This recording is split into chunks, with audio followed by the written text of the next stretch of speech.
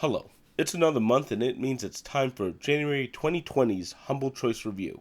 Welcome to the first video of the new year as well, and Happy New Year. The reaction to last month's Humble Choice Review was excellent, so I'm thrilled to be back, and this month, well, there are some changes to the Humble Choice. I do want to give you a quick heads up though, if you can't hear it already, I'm a little bit under the weather. Christmas left me with a nasty cold and put me out of action for about 10 days. That's why the Sonic retrospective hasn't kicked off yet, but that should arrive shortly. I did want to get to the Humble Choice review though, and here we are. If you like the video, of course, consider subscribing. With that out of the way, let's talk about what's changed with Humble Choice in 2020. First, this month we have 12 games. It sounds great, and it is, but remember how I talked previously about people having 3, 9, or 10 choices with the different tiers? Well, the thing is, there's no way to buy all 12 games without buying a bare minimum of 2 tiers. Even that classic tiers that was supposed to not change how games were provided only gets 10 picks. With 12 games, you have to choose 2 to give up. Now, people have said that Humble was clear on this on some stream somewhere, but it really wasn't covered in the FAQ or on the main page, so personally I feel like this was a little underhanded. You can think what you want, of course, and I know people want to defend Humble, which I don't really understand. Unless you actually work for Humble, you really should allow others to be critical of them, especially on things like this. The good news, though, is that we will be talking about the best and worst of the month, and with a bare minimum of 2 games not being picked by all tiers, I'm still going to give you the 5 favorite games, but rather than the 3 least favorite games, I'm going to up that to 5 games so that you can make a better decision. Don't worry, I've played at least an hour of most of these games. Why most? Well, I've already fully covered 2 of these games in reviews. Speaking of the fully covered, I'm already playing the first game I've reviewed previously, Middle-earth: Shadow of War, and I admit, I only played about 15 minutes of this game to get the video for this review because I've already previously played 60 hours of this game according to Steam. How is Shadow of War? This is the big title I think for this month, but again, I don't really feel like I love it. I loved Middle-earth: Shadow of Mordor, the first game of the series, but the sequel doesn't feel great. The opening 20 hours or so had our main character, Talion, so underpowered that it's a shame. He can't even brand people, if you remember that from Shadow of Mordor. The game also feels really grindy at times, and if you haven't heard the final act to get the true ending, it's just an absolute grind fest. The Nemesis system is bigger than ever before, but not exactly better. The experience is far weaker, and overall, I think it's just not as fun as the previous game. You'll spend 60 hours playing it, but man, it's underwhelming. And as a fan of Lord of the Rings, this game just seems to slap around Tolkien's corpse and write its own history. No, this history is far worse than even the Hobbit movies that recently came out. The Hobbit had a Tolkien story, at least from many of his books. This one feels like just someone made up a fan fiction, and somehow it got made as a game and is trying to be treated as canon. Now, will I play more of Shadow of War? Well, I already beat the game, and I gave it a 3 out of 5, but sitting here today, I kind of want to drop it lower. I don't like Shadow of War that much, and while this is a big title, I think I'd rather skip it and just go back and play Shadow of Mordor again. I've played that game twice, and I wouldn't mind playing it another time. Shadow of War, I think I could skip playing for the rest of my life. Next up, Graveyard Keeper, and wow. I already owned this game from the Tiny Build Humble Bundle a while back, but I wondered why I hadn't played it before now, because now that I have played it, I can tell you it's actually quite fun. It's like a macabre Stardew Valley, and that's really interesting. The graphics, though, are a little bit on the weaker side. I mean, it's Stardew Valley. But the gameplay feels like there's a ton going on. I might even say that you'd want to wiki up to help you as you play the game.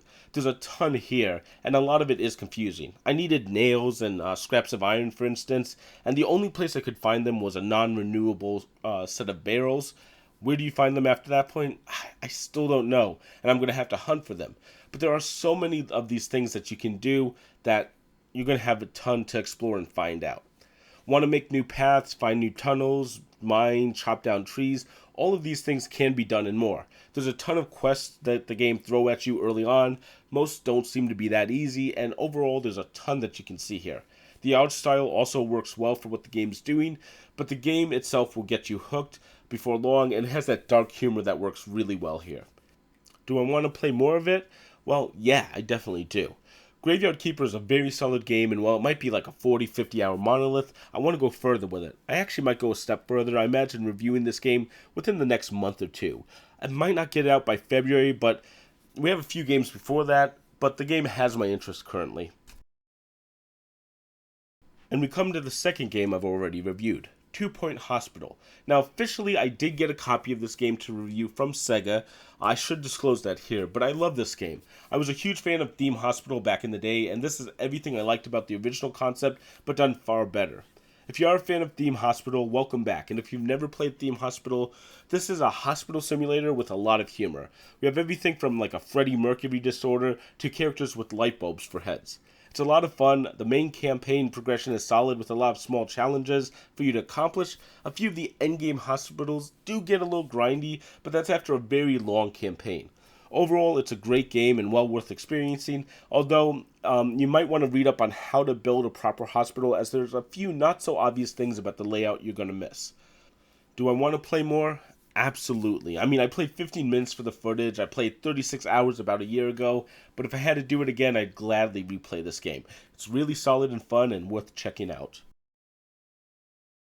Oh boy, Dirt Rally 2.0. I played every Dirt game, 1, 2, 3, Rally, 4, and now Rally 2.0.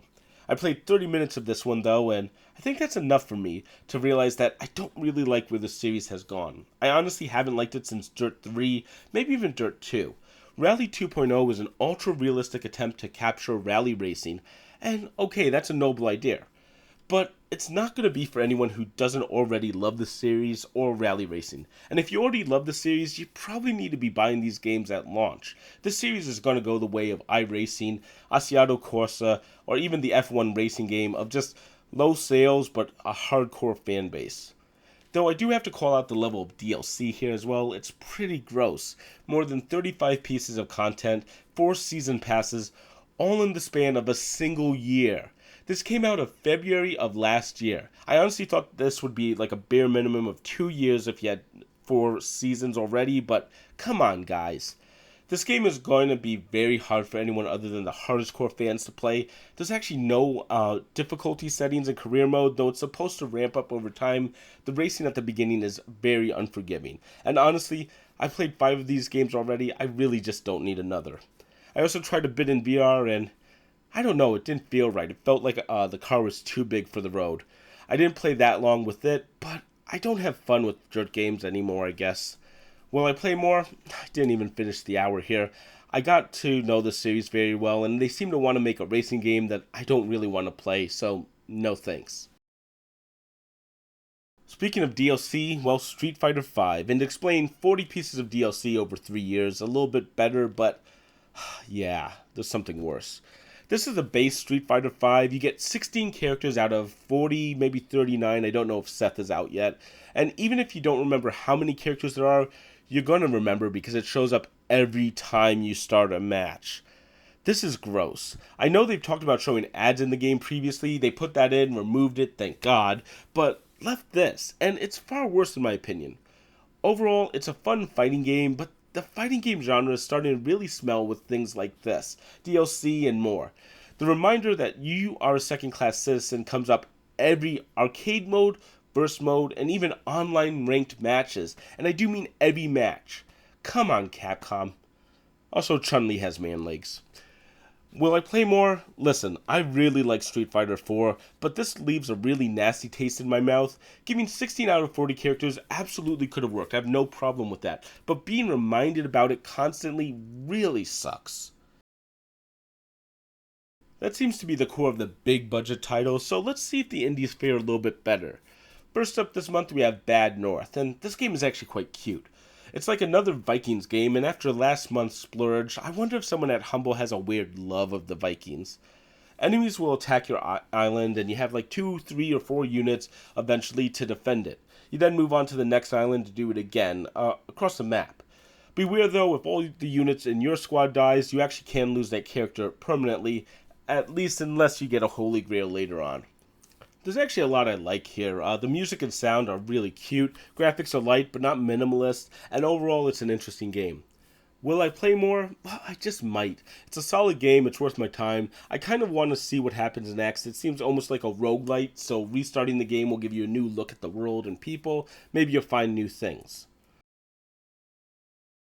Following up on that one, we have Trailmakers. Now, I need to go on a small tangent. Banjo-Kazooie Nuts and Bolts was actually an amazing game that was released in 2008. It was all about piecing together almost Lego blocks on your cart and then creating all new vehicles out of it. And if it wasn't for Minecraft and the fact that people couldn't get over that wasn't Banjo-Kazooie 3, people would be talking about how revolutionary Nuts and Bolts was. Trailmakers is Nuts and Bolts circa 2019. It's actually really interesting. You can easily create new vehicles, add motors, add pieces to them, and design new cars, boats, and more. At the same time, though, it seems like the campaign is a little bit short, and unless you want to be overly creative, you'll just kind of design what works and call it a day. The big thing is, it seems kind of short and not as in-depth as Nuts and Bolts, but I can't help it. I really enjoyed playing what I've seen here, and if you have someone who loves Minecraft and likes cars or creating objects, they'll definitely get a kick out of Trailmakers. Even if you don't, it's worth checking out because it's fun to create your own vehicles. It even looks like it has a fairly active workshop for the game that came out in just September of last year. Already about 40,000 objects have already been created, and some look really good. Will I play more? I don't know. I want to check out some of the workshop objects, so probably a little bit more, though there's not enough to do in the campaign. Guys, you need to create a couple challenges and missions besides just collecting pieces for your ships. This could be a great game, but as it is, well, it's creative at least. Then we have Unreeled, and I hope you have two players because Unreeled only works with two players. I'm not exactly sure why. You can play the tutorial with one, but unless you have a second player, the game won't start. Though you can try to play with two players on one controller or even one player playing both, but that gets complicated. You can also play online as I did, and I actually did find someone to play with me. Now this game is all about resource harvesting. Get a wood and a stone and you can build train tracks.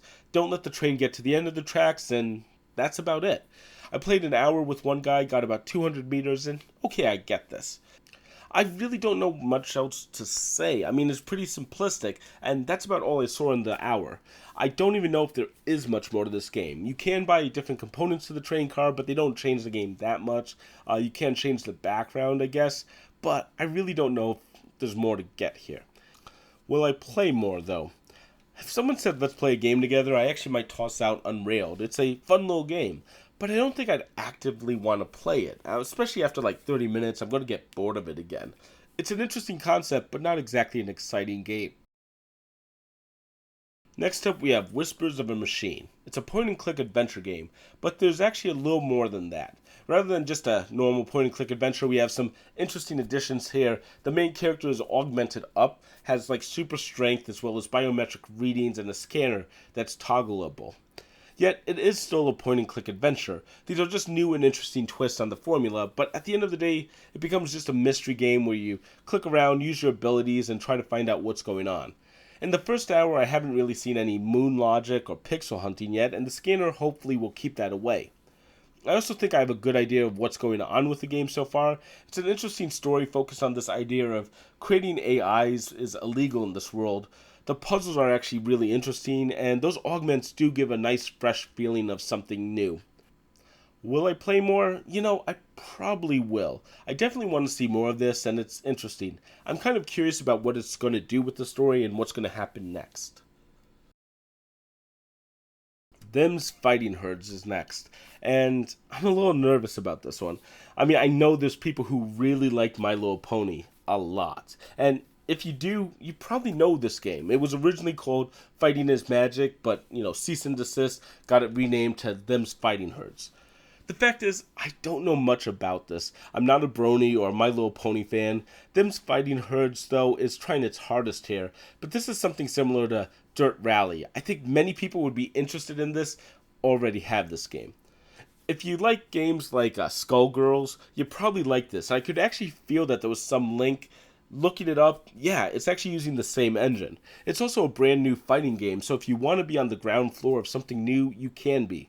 However, this is early access. The story mode is supposed to be here at 1.0. There's supposed to be even more. Really, if you want to try a My Little Pony fighting game, go for it. But realize there's only 6 playable characters here, which feels a little bit on the small side. Will I play more of this? Well, I might check it out when 1.0 comes out, but honestly, this is just a strange one. Personally, you probably won't see me playing more, but I totally get it if other people like it. And then there's Mages of Mystralia, which is a fantastic game.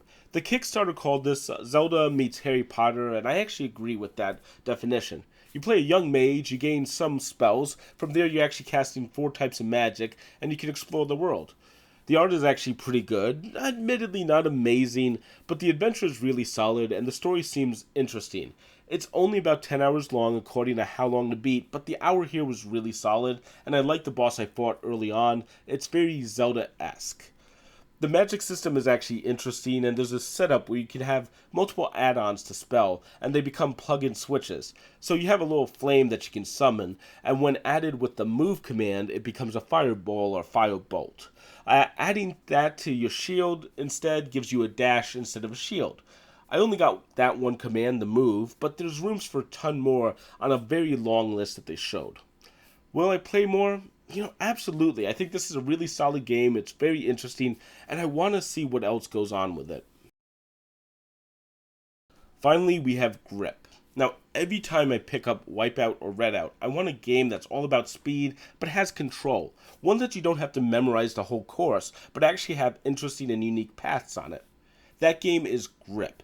This game is fast, but it's all about control and really slick about it. You're able to transition from the ground to the ceiling to the wall or really any surface in the game and drive at speed. There's also great visibility for the track so you can tell what's coming up and make adjustments. Now there is rubber banding AI in this game and I don't think they could have avoided that because there's projectiles, explosions, and it's absolutely too easy to get knocked off course. Falling off course once would destroy the experience if it wasn't for that rubber banding though. This one's actually really solid and worth checking out. Think kind of Mario Kart mixed with Wipeout and you're almost there. Will I play more? I probably will. This seems like a really solid game and definitely worth checking out further. And finally we have a little bonus game. Its name is Unreeled. Truthfully, watch the video and see what it's like. This comes as part of any Humble Choice tier, and I'm going to be honest, I finished this game in 10 minutes.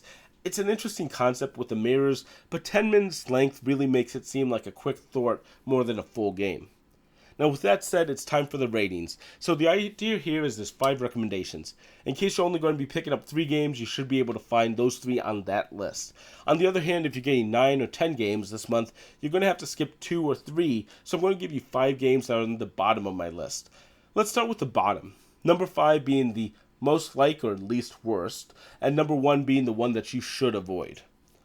Number 5, Trailmakers. I want to play more of this game, but something had to be on the bottom list. It's a great concept, but there really needs to be more to this game. It feels like half a game, but like I said, if you have kids who love to build or love Minecraft, I think this could be a high recommend. Number 4, Them's Fighting Herds. Nothing's really wrong with this one, but I didn't really want a My Little Pony fighting game. If you do, honestly, I think you probably already have this one. Number 3, Street Fighter V. I know people might get this month for this game, but those ads are going to piss you off within a week. Even if you want it, this version usually goes for $8 on Steam. Just get it there. Number 2, Dirt Rally 2.0. Same thing with Them's Fighting Herds and really Street Fighter. If you wanted this, you probably already have it. It's a very hardcore racer and it's going to be unfriendly to everyone else.